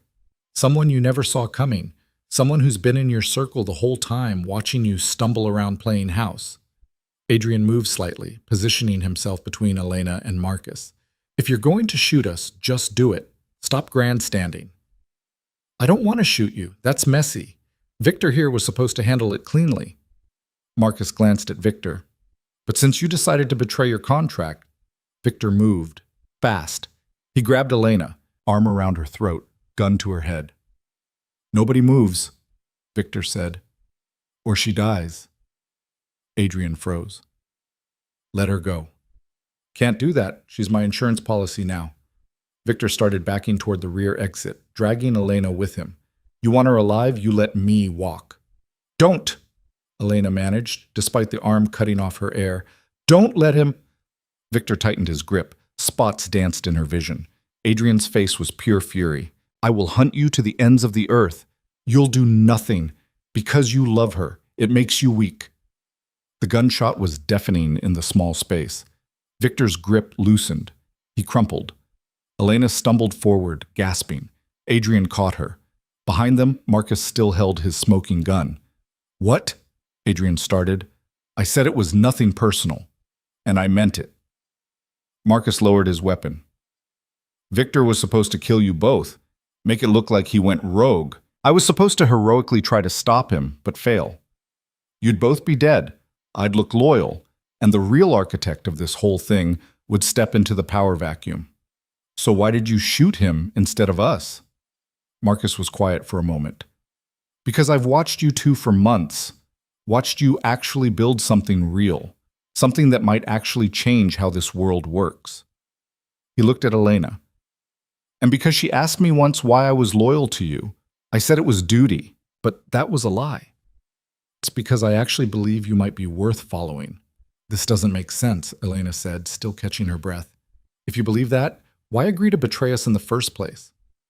Because I needed to know who was really behind this, and the only way to find out was to pretend to be on their side. Marcus holstered his weapon. Now I know, and you're not going to like it. Who? Adrian demanded. Marcus met his eyes. Your cousin, Vincent Moretti. The name hit like a bomb. Vincent. Adrian's closest male relative, the man who'd stood at their second wedding, who'd pledged loyalty to the alliance.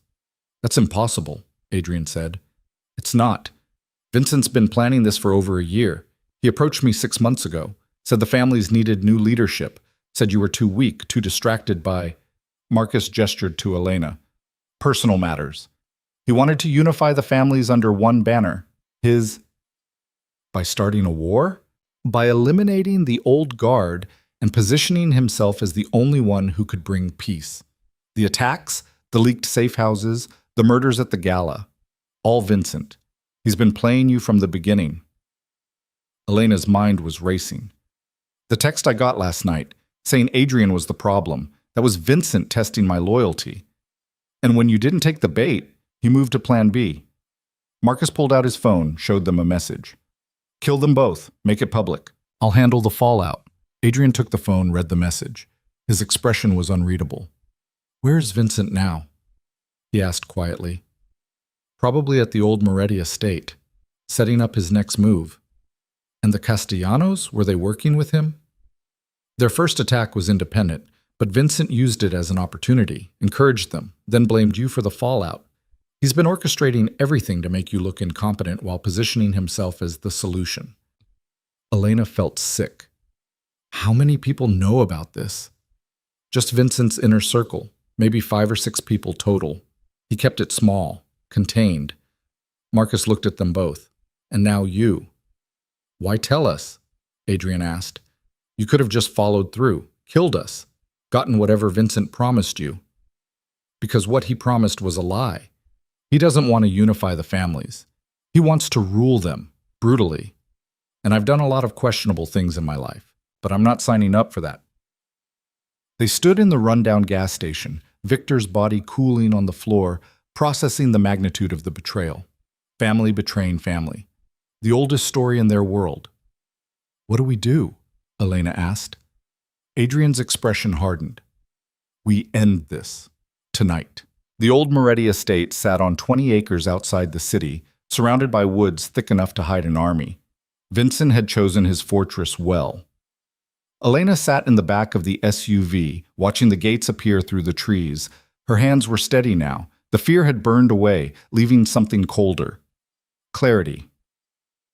He'll have security, Marcus said from the driver's seat. At least a dozen men, maybe more if he's expecting trouble. He's not expecting us, Adrian said. He thinks Victor handled it. That buys us maybe an hour. Once Victor doesn't check in, then we move fast, Elena spoke up. We need proof, something concrete that shows Vincent's behind everything. Otherwise, it's just our word against his. Adrian turned to look at her. You want to record a confession? I want evidence that will hold up when we present this to the other families. Otherwise, Vincent spins it, makes us look paranoid, desperate. She's right, Marcus said. We need him on record. And how do we get him talking? Elena thought about it, about what she'd learned over the past months navigating family politics, about weakness and leverage and how men like Vincent operated. Me, she said. I'll get him talking. Absolutely not. Listen, Vincent wanted me to turn on you. When I didn't, he decided we both had to die. But what if I show up alone? Tell him I escaped, that you're dead, that I'm ready to make a deal. That's insane. It's smart. Vincent's ego is his weakness. He'll want to gloat, want to explain how clever he's been. And while he's talking, we record everything. Adrian was shaking his head. Too dangerous. If he suspects, then you'll be there, hidden, ready. She grabbed his hand. Trust me, I can do this. They stared at each other. Elena could see him calculating, weighing risks, hating every option. I don't like it, he finally said. You don't have to like it. You just have to trust me. Marcus pulled a small recording device from the glove box. Pin this inside your jacket. It's voice activated. Range is about 50 yards. Elena took it, attached it carefully. Her heart was pounding, but her hands remained steady. If anything goes wrong, Adrian started. It won't. But if it does, you run. Promise me. I promise. It was a lie. They both knew it. The plan was simple. Elena would approach the front entrance alone. Marcus and Adrian would go through the woods, find positions with clear sight lines to the main house. When Elena had enough evidence, she'd give the signal, straightening her collar, and they'd extract her. Simple. Except for all the ways it could go catastrophically wrong. Elena walked up the long driveway, gravel crunching under her feet. Every instinct screamed at her to run. She ignored them. The front door opened before she reached it. Vincent stood there, looking exactly like he always did. Expensive suit, easy smile, the kind of face that belonged in boardrooms or country clubs. He'd always reminded Elena of a politician, polished, practiced, dangerous. Elena, he said, surprise coloring his voice. This is unexpected. Can I come in? He studied her for a moment. She could see him processing, calculating, then he stepped aside. Of course. The interior of the estate was exactly as she remembered from the one time she'd been here before, all dark wood and oil paintings of dead Morettis. Vincent led her to a sitting room with a fire already burning. "Can I offer you something? You look like you've had a difficult day." "You could say that." Elena sat in a chair that had probably cost more than most cars. "Victor's dead." Vincent's expression didn't change. "I heard about the incident at the gas station. Tragic. Adrian killed him after Victor killed Marcus." Now she had his attention. "Marcus is dead?" "Shot trying to stop Victor. It happened fast."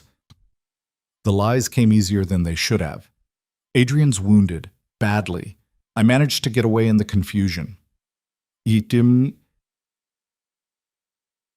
Vincent sat down across from her. "And you came here?" "I didn't know where else to go. Every safe house is compromised. My father's estate is being watched. I needed—" She let her voice break slightly. "I needed someone I could trust." "And you trust me?" "Your family. Adrian always spoke highly of you." "Did he?" Vincent's smile was pleased. "That's touching. Though I wonder if he'd still speak highly if he knew what I've been planning." Elena forced herself to look confused. "Planning what?" "Come now, Elena. You're not stupid. You must have suspected something was wrong. All those convenient attacks, the leaked information, the message about Adrian being the problem. That was you?" "All me." "Well, me and a few carefully selected allies." He leaned back, completely relaxed now. Adrian was always too soft, too concerned with honor and tradition. He didn't understand that this world is changing, that the old families either adapt or die. "So you decided to kill him?"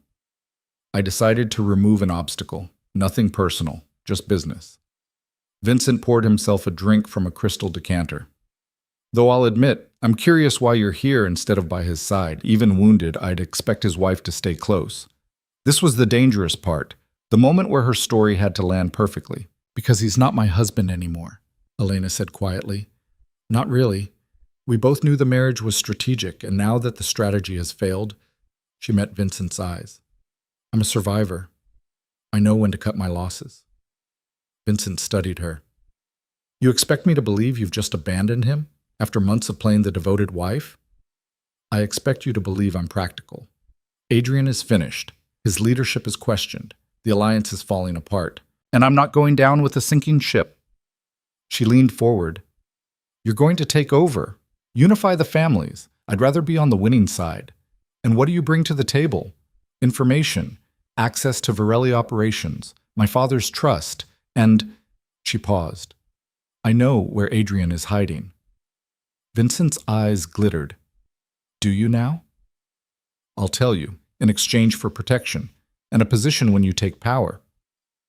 "A position. I'm good at this. You know I am. I navigated family politics better than Adrian ever could. I turned what should have been a disaster into something that almost worked." She kept her voice steady. "Use me. Let me help you build whatever comes next." Vincent was quiet for a long moment. Elena could practically hear him thinking, weighing whether to believe her.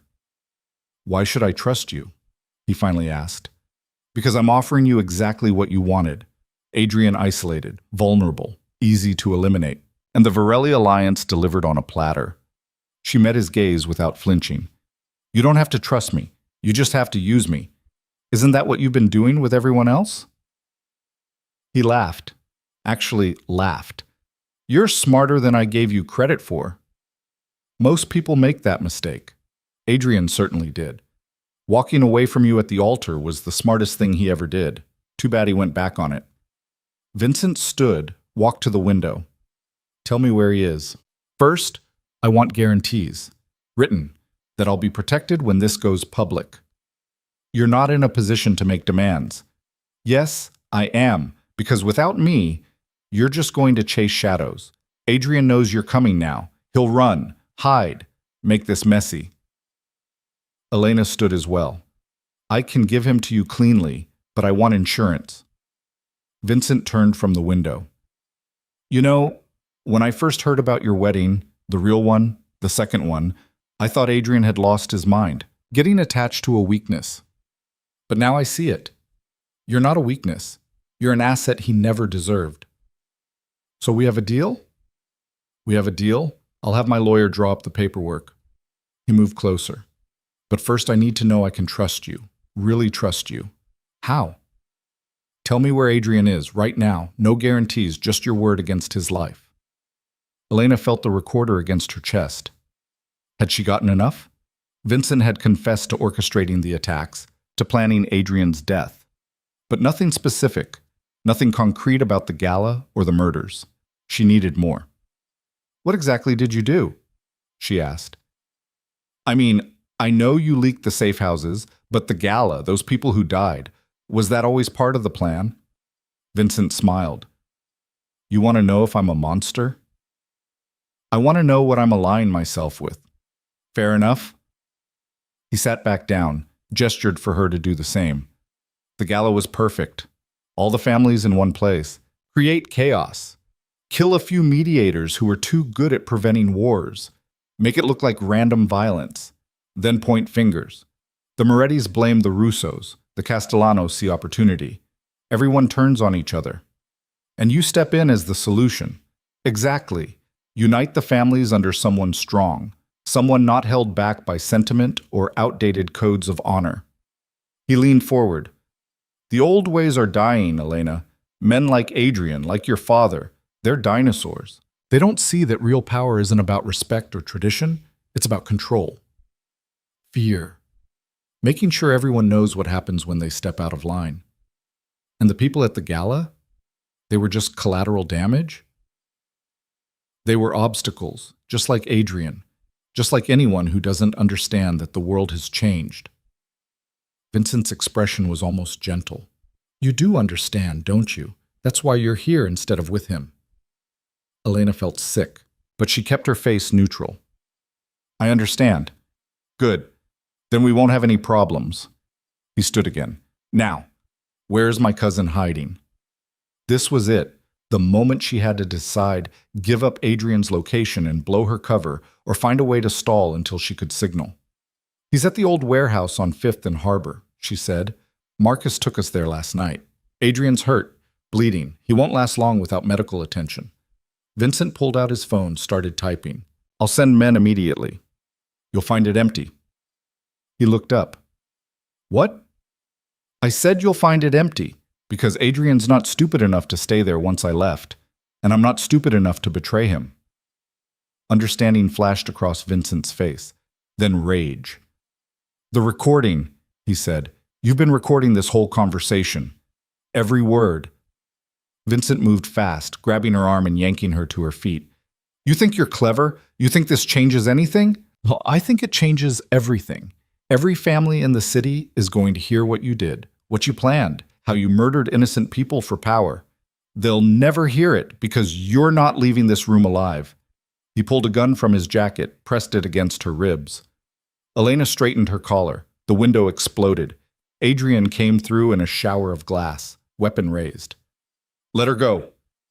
Vincent spun, using Elena as a shield. Stay back. Oh, let her go and I'll let you live. We both know that's a lie. Vincent was backing toward the door, dragging Elena with him. She dies first, then you. Then I spin this however I want. No, you don't. Marcus appeared in the doorway, blocking the exit. It's over, Vincent. You're supposed to be dead. Plans change. Vincent's gun pressed harder against Elena's ribs. She could feel his desperation. Cornered men were the most dangerous kind. Everyone just calm down, she said. Nobody else has to die. Shut up, Vincent hissed. Adrian took a step closer. You were right about one thing. The old ways are dying. But not because they're weak. Because people like you poison them. Use them as an excuse for cruelty. Don't you dare lecture me about cruelty. My father was a monster. I know that. I've spent my whole life trying not to become him. Trying to build something better. Adrian's voice was steady. But you're worse than he ever was. Because you pretend it's about progress, about evolution, when really you're just another thug with ambition. And what are you?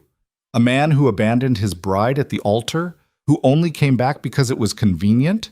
No. I'm a man who made a mistake and spent every day since trying to fix it. A man who learned that love isn't weakness. It's the only thing that makes any of this worth it. Vincent laughed. You're pathetic. Maybe, but I'm also still standing, and you're about to lose everything. Oh, I have a gun to your wife's ribs. I'm not the one losing. Elena had been waiting for an opening. Any moment where Vincent's attention split. This was it. She drove her elbow backward into his stomach hard as she could. Vincent's grip loosened. She dropped, rolled away. Adrian's shot was perfect. Vincent's gun clattered to the floor. He clutched his shoulder, blood seeping through his fingers. It's over, Adrian said again. Marcus moved in, kicked Vincent's weapon away, secured him with zip ties from his pocket. Elena stood on shaking legs.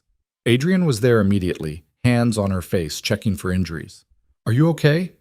He asked. I'm fine. The recorder, did it get everything? Marcus checked his phone, which had been receiving the audio feed. Every word, Vincent confessing to the gala, the murders, all of it. Good. Elena looked down at Vincent, who was bleeding and furious on the expensive carpet. Because I want every family to hear exactly what he did. Vincent glared at her. You have no idea what you've done. The chaos this will cause will be temporary, and then we'll rebuild. Better this time, without people like you. They called the authorities, the specific ones who were actually legitimate and not on anyone's payroll. Then they called the family heads, all of them. By morning, Vincent's confession had been distributed to every major organization on the East Coast. The evidence was undeniable. The fallout was immediate. Vincent's allies scattered. The families who'd been questioning the Moretti-Varelli alliance fell back in line. The Castellanos, already weakened, withdrew entirely. It wasn't neat, wasn't clean. There were still consequences to deal with, relationships to rebuild, trust to restore. But the immediate threat was gone. 3 days later, Elena stood in the penthouse kitchen, making coffee and trying to process everything that had happened. The recording, the confrontation, the fact that she'd walked into Vincent's estate fully prepared to die if it meant stopping him. Adrian appeared in the doorway, looking better than he had in days. The strain was still there, but underneath it was something that looked like hope. Your father called, he said, wants to schedule a meeting, all the families, discuss new terms, and I think we should go together, present a united front, show them this alliance is real. Elena poured 2 cups of coffee, handed him one. It is real. I know, but they need to see it. They stood in the kitchen, drinking coffee, not talking about the trauma or the danger or how close they'd come to losing everything. Later, there would be time for that, for processing, for healing. Right now, they just stood together, partners, equals, alive. The meeting with the families happened a week later, in the same restaurant where Elena and Adrian had worked out the terms of their second marriage. Full circle. Every major family sent representatives. The room was tense, suspicious, everyone waiting to see what would happen next. Elena and Adrian walked in together, sat at the head of the table together. Antonio Varelli started the meeting. Vincent Moretti's betrayal affected all of us. The question is what we do now. We rebuild, Adrian said. The alliance between the Morettis and Varellis stands, stronger now than before. And what guarantee do we have that this won't happen again?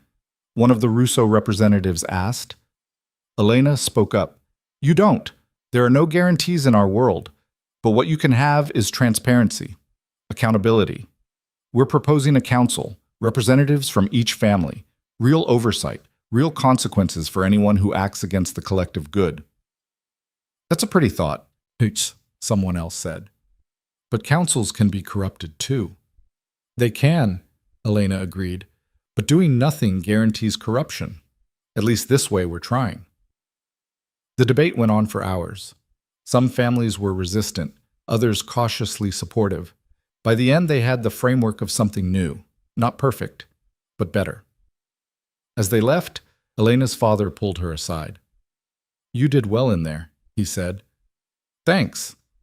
I mean it. You've changed, grown into this. Elena thought about it. About the girl who'd stood at an altar expecting nothing but strategy. About everything that had happened since. "I had to," she said. "Nobody else was going to do it for me."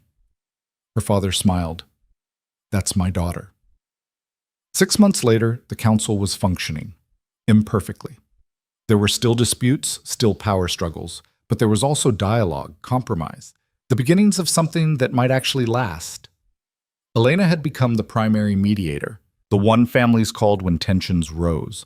She was good at it, better than good. Adrian had stepped back from some of his father's more brutal practices, redirected the family interest toward legitimate business. It was slower, less profitable in some ways, but sustainable. Their marriage had settled into something Elena had never expected, actual partnership. They fought sometimes, disagreed often, but they did it as equals, as people who'd chosen each other despite everything.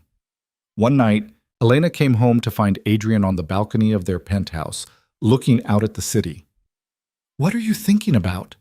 she asked, joining him. "How different things could have been. If I'd just gone through with the first wedding, if I hadn't run, we wouldn't be here. I know, we'd probably be miserable, going through the motions, but you wouldn't have almost died, wouldn't have been put through all of that." Elena took his hand. "I wouldn't change it." "Really?" "Really. Because yes, it was terrifying and painful, and there were moments I thought I'd never survive." She looked at him. "But I'm stronger now. We both are. And what we built, it's ours, not something arranged by our fathers or dictated by tradition. Ours." "I love you," Adrian said. "I don't say it enough. You say it every time you ask my opinion, every time you actually listen, every time you choose me." She smiled. "Words are easy. Actions matter more." "When did you get so wise?" "When I had to survive being married to you." He laughed, pulled her closer. They stood on the balcony as the city lights flickered on below. 2 years after the second wedding, Elena was pregnant. The news terrified them both. Bringing a child into their world felt impossible, dangerous, selfish, but also hopeful. "We can make it better," Elena said, one hand on her growing stomach. "For her, for the next generation." "How do you know it's a girl?" "I just do." She was right. Their daughter was born on a Tuesday morning in March. 7 pounds, dark hair, lungs that could wake the dead. They named her Sophia, not after anyone, just because they liked it. Adrian held his daughter for the first time and cried. Elena had never seen him cry before. "She's perfect," he whispered. "She's a person. She'll be complicated and difficult and impossible sometimes." Elena smiled. "But yeah, she's pretty great." "I'm terrified." "Good. That means you'll be a good father." They brought Sophia home to a penthouse that had been baby-proofed within an inch of its life. Security was tripled. Plans were made for every possible emergency. But underneath the fear was something else, something Elena had never expected to feel in this life. Joy. Sophia grew up surrounded by love and security and the occasional visit from very dangerous people who brought inappropriate gifts and treated her like royalty.